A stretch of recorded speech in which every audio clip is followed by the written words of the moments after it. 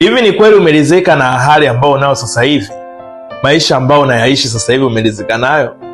Na unatamani kufahamu mbinu gani unaweza kutumia kushinda hali hiyo ambayo unao sasa hivi? Yaani kama ni umaskini, jinsi gani unaweza kutoka katika umaskini? Sasa hizi ni siri ambazo ninakuelekeza, ukiamua kuzifuata utakuwa mtu wa tofauti sana. Siri ya kwanza, lazima usiwe mtu wa kurundika madeni. Yaani unakopa hapa, unakopa hapa, unakopa hapa, mwisho wa siku ulipo unamkimbia mdeni wako na unamzimia simu au unamblock pia. Hiyo ni siri ambayo ukiijua itakusaidia sana uweze kufanikiwa. Lakini jambo la pili, usitegemee chanzo kimoja cha kipato. Lazima uwe na vyanzo zaidi ya kimoja vya kuingiza kipato. Sasa kama unatamani kujua jinsi gani unaweza kuongeza kipato, unaweza ukawasiliana na mimi nikuelekeze jinsi ambavyo unaweza kutengeneza mkondo wa pili kwa ajili ya kujiongezea kipato.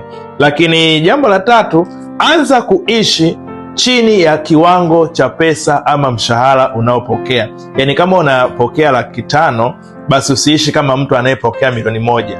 Hiyo ni hatari zaidi. Kama utaweza kuishi chini ya hapo, wewe utakuwa ni mmoja wa watu ambao wamefanikiwa zaidi.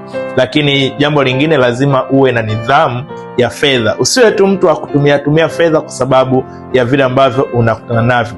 Swali la kujiuliza ni kwamba una mpango gani wa kuongeza kipato chako? Unajua kwamba kwa kusambaza bidhaa za afya kupitia mtandao unaweza kujiongezea kipato?